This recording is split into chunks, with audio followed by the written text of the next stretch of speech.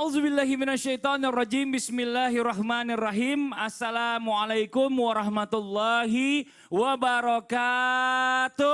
Waalaikumsalam warahmatullahi wabarakatuh. Jamaah, oh jamaah, Alhamdulillah. Alhamdulillahirrabbilalamin. Allahumma sholli ala Sayyidina Muhammad wa ala ali Sayyidina Muhammad. Sama-sama kita sudah melihat tayangan barusan nih jamaah yang ada di rumah ya. Salah satu cuplikan sinetron ya yang isinya adalah seorang laki-laki yang suka sama anak Pak Haji nih. Tapi bapaknya ngasih syarat ke anak laki-laki itu, kalau mau deketin anak saya katanya harus belajar sholat dulu. Nah kira-kira nih ya jamaah yang di rumah nih, saya mau tanya nih, kalau niatnya bukan karena Allah, kira-kira sholatnya diterima nggak ya?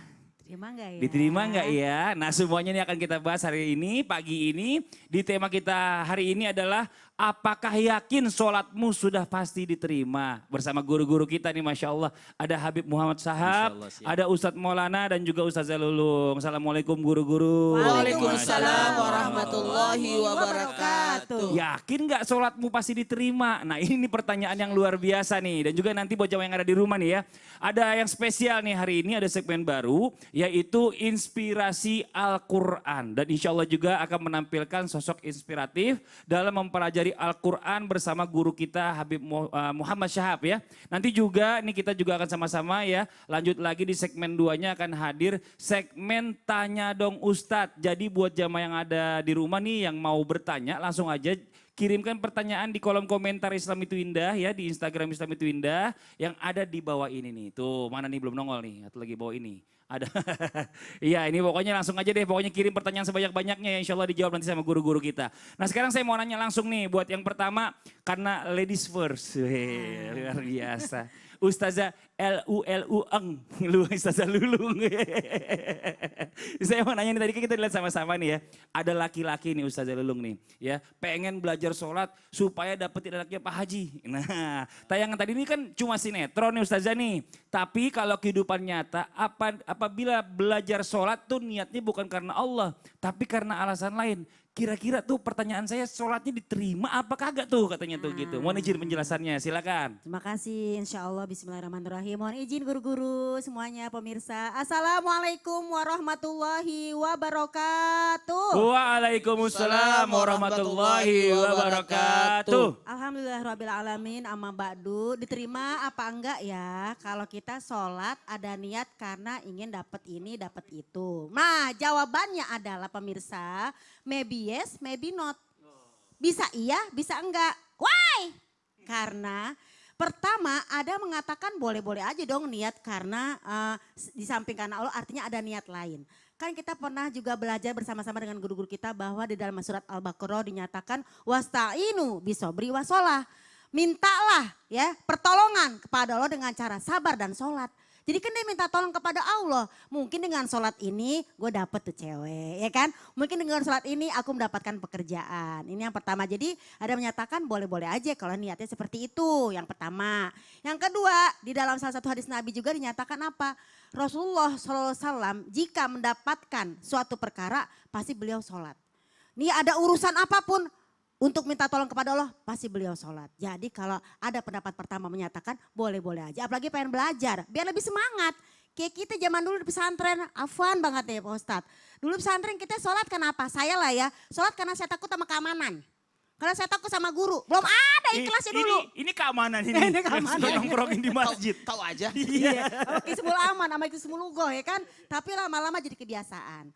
Tapi ada juga pendapat kedua menyatakan ya jangan kayak gitu dong. Yang namanya kita ibadah tuh karena Allah. Inna sholati wa nusuki wa mahyaya wa mamati lillahi rabbil alamin. Semua sholatku, ibadahku, hidup matiku hanya karena Allah. Hanya untuk Allah. Bahkan dalam hadis dari kitab Arba'in Imam Nawawi dinyatakan apa? Famangkanat hijratuhu. Barang siapa yang orang itu ibadah, orang itu hijrah karena sesuatu, karena wanita, karena dunia, maka hijrahnya untuk dunia itu. Tapi famangkanat hijratuhu, barang siapa hijrahnya karena Allah, maka Allah berikan dia pahala karena Allah. Jadi yang namanya niat ini kembali lagi kepada ilmunya. Kalau memang dia untuk bahasanya semangat, why not? Tapi lama-kelamaan insya Allah keikhlasan akan datang. Amin. Dan nyatakan dalam surat Al-Maidah lagi. Ya ayyuhalladzina amanu ya ittaqullah wa batagu ilail wasilah. Wahai orang beriman, bertakwalah kepada Allah dan carilah jalan menuju kepada Allah. Biar dekat sama Allah ngapain nih? Ya dekat. puasa, ya sholat. Nih ibu-ibu nih anak-anak mau ujian ngapain? Puasa. Ibu kenapa sih puasa? Ya di samping saya puasa sunnah, saya sambil ngedoain anak saya. Biar ujiannya lancar, biar dapat jodoh yang baik. Kayak Betul. gitulah Ya kira-kira. Allah, galak amat. Saya setiap ustaz selalu ngomong, wah saya ngeri kejengkang doang. Wah gitu ya kan. Terbalik kursinya. Ya ngerinya. mudah-mudahan seperti Iya. itu, mohon maaf kalau ada kata-kata yang salah. Jadi yang Iya. penting syarat rukunnya diperhatiin. Benar. Gitu. Jadi kita bicara masalah tentang sholat yang bukan karena Allah ini, karena buat belajar niatnya. Tadi Bukan masih belajar. ada yang namanya khilafiyah antara ulama nih. Ada yang masih bilang ada, boleh, ada yang bilang penting dia mau enggak. belajar dulu. Itu dulu daripada dia kagak mau belajar. Betul. Nah. Tapi ada yang bilang kalau bisa jangan deh ya. Kalau bisa Kalau sholat sebaiknya. semuanya niatnya karena Allah. Betul, Itu that's lebih right. baik. That's right. Kalau enggak dapat pahala. Pahalanya buat orang yang dimintain tadi tuh buat dia. Kan gitu sayang katanya, bener Iya, juga. sayang banget ya Jadi gitu. jazakillah khairan kasiran, makasih Banyak, banyak Bu, Bunda banyak. atas penjelasannya. Nah sekarang nih kita lanjut lagi nih. Saya berikutnya mau nanya sama guru kita Ustadz Maulana. Iya. Ustadz Maulana siap-siap. Iya, Saya iya, mau nanya tapi pertanyaan saya berkaitan dengan tayangan yang berikut ini. Apa yang tuh? Anak-anak, tahukah kalian bahwa air kencing itu najis? Apa yang harus ibu lakukan ketika pakaiannya terkena air kencing agar sholatnya sah? Nah ini dia nih ya, kalau kita bicara masalah tentang buang hadas kecil. Ini Ya. kadang-kadang terutama laki-laki ya. Ah. Karena laki-laki ini banyak yang kalau suka buang hadas ini sembarangan. Sembarangan. Nah kadang-kadang udah tertib aja tempatnya aja, suka ada kecipratan Iya. bekas-bekas kena di celana atau mungkin kena di baju. Kadang ada asapnya. Ada asapnya juga. Iya. Oh ngebul. Kena. Oh iya benar-benar. Kena Kalau di celana. kalau di tempat Percikan, dingin. maksudnya percikan. Iya, tapi kalau di tempat dingin mengebul, Bib. Iya, iya. Ini kita lanjut lagi nih, ya Allah astagfirullahaladzim. Nah sekarang kita pertanyaannya nih, apakah sholat kita diterima apabila terdapat cipratan air kencing di pakaian kita yang sebenarnya kadang-kadang kita juga suka nggak sadar nih. Dan ini apakah syaratnya sah sholat ini yang suka jarang diketahui oleh orang-orang. Mohon izin penjelasan nih guru kita Ustadz Maulana. Makasih banyak, izin Habib, izin Ustazah. Bismillahirrahmanirrahim. Assalamualaikum warahmatullahi wabarakatuh. Waalaikumsalam warahmatullahi wabarakatuh. Jamaah. Yeay. Oh jamaah. Yeay. Alhamdulillah. Alhamdulillahirrahmanirrahim. Allahumma salli ala sayyidina Muhammad wa ala sayyidina Muhammad. Satu bentuk pujian dan rasa syukur kita di hari ini 28 Muharram 1442 Hijriah. 2 hari lagi kita akan masuk di bulan Safar. Alhamdulillah. Berarti 1 bulan 2 hari lagi kita akan masuk bulan Maulid. Masya Allah. Alhamdulillah. Masya Allah, hari kelahiran Rasulullah. Baik, mudah-mudahan jadi berkah buat kita. Karena hari ini kita lagi membahas untuk memperbaiki salat kita. Pertanyaannya, apakah salat kita sudah diterima? Yakin gak? Makanya untuk mengetahui harusnya kita pelajari dulu syarat-syarat dari salat itu. Kalau rukun itu bahagian ketika sudah dalam salat. Itu namanya rukun yang 13. Mulai dari berdiri, takbir, niat dan sebagainya. Namun dalam hal ini kita bahas syarat. Dan sebenarnya syarat kan ada 2. Ada syarat wajib, ada syarat sah. Kalau syarat wajib itu adalah muslim, kemudian balik, berakal, mumayyiz. Ya itu. Tapi kali ini kita akan bahas sesuai pertanyaan dari Mas Fadli dari tayangan tadi. Bagaimana syarat sahnya salat? Sahkah salat kita? Tidak usah diterima dulu. Kalau diterima persoalan diterima dan tidaknya kan dari Allah. Tapi yang kita perhatikan adalah syarat sahnya salat. Sahkah salat kita?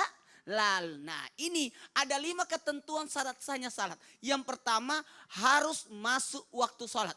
Tadi menarik waktu kita mau salat subuh tadi. Kita kan salat subuh berjamaah. Terungkap dari mulutnya Mas Fadli yang Iya. luar biasa. Ya Allah. Di luar udah azan Di luar soalnya. udah azan, kemudian di TV belum, kemudian di handphone juga belum. Gimana nih? Kata Mas Fadli, kan syaratnya saatnya salat itu adalah masuk waktu. Mantap. Iya. Jadi memang harus diperhatikan masuk tidaknya waktu salat. Kemudian apalagi? Suci dari hadas besar dan hadas kecil. Kalau hadas besar yang mewajibkan mandi, kalau hadas kecil yang mewajibkan wudhu. Ini juga harus diperhatikan yang membatalkan wudhu, yang membatalkan wudunya atau membatalkan hadas besarnya itu. Apa itu? Ya sudah, mungkin di episode yang lalu kita sudah bahas. Yang jelas hadas kecil dan hadas besar. Ia mewajibkan mandi dan mewajibkan wudu. Apalagi suci dari badan ini, badan, pakaian, dan tempat salat. Jadi ada 3, badan, pakaian, dan tempat salat dari najis. Kalau tadi hadas, kalau ini najis. Najis yang yang terlihat, bahkan ada yang tidak terlihat. Yang tadi itu, jangan sampai, aduh gimana nih. Kemudian apa lagi? Menutup aurat. Dan lalu yang kelima adalah menghadap kiblat. Jadi menutup aurat, hati-hati jangan sampai auratnya kelihatan. Sehingga bisa menyebabkan yakni tidak sahnya salat, dan yang paling penting harus kita lihat adalah menghadap arah kiblat. Jangan sampai arah kiblat kita beda atau salah, harus diperbaiki. Makasih banyak dari Departemen Agama yang langsung meninjau langsung untuk arah kiblat dari setiap masjid. Terima kasih. Jadi itu syarat sahnya salat.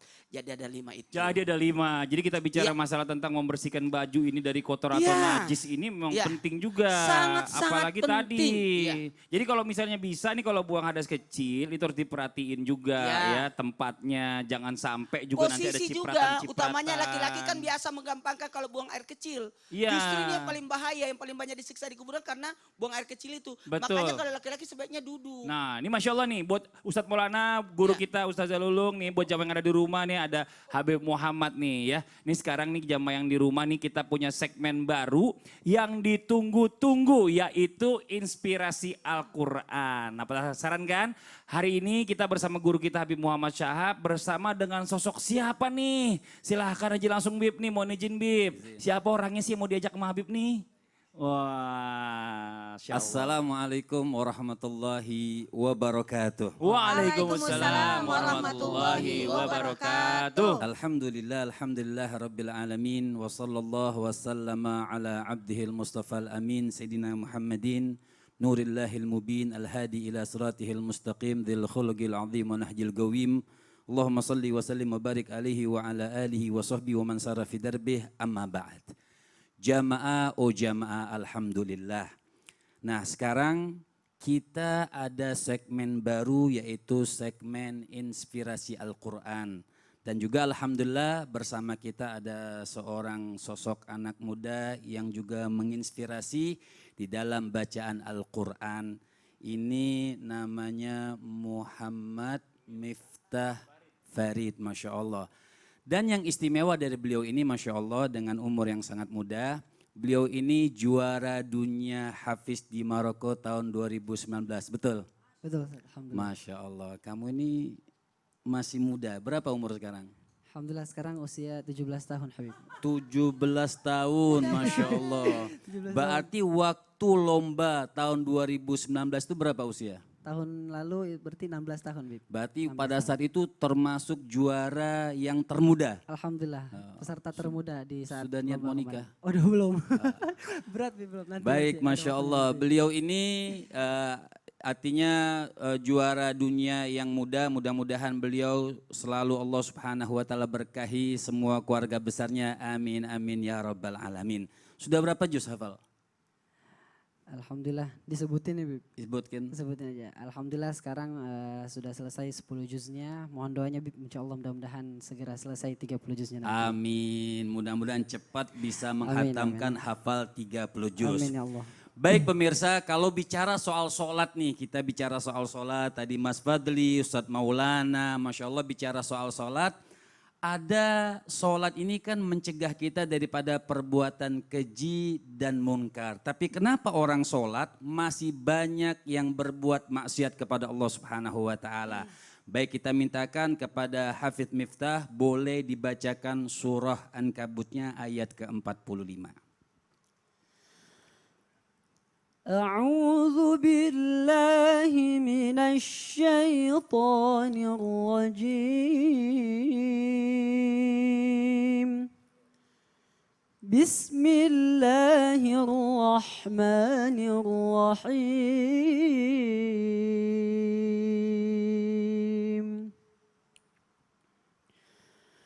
أتل ما أوحي من الكتاب وأقم الصلاة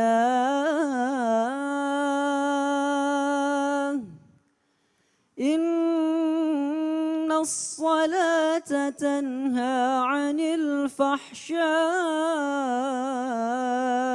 والمنكر ولذكر الله أكبر والله يعلم ما تصنعون صدق الله العظيم. Subhanallah. Dengan suara yang indah kita mendengarkan ayat yang begitu indah dari Allah Subhanahu wa taala. Ini ayat jelas yang singkatnya ayat ini mengatakan inna salata tanha 'anil fahsya'i wal munkar. Kita disuruh pertama disuruh disuruh oleh Allah Subhanahu wa taala untuk membaca ayat Allah Subhanahu wa taala yang diturunkan.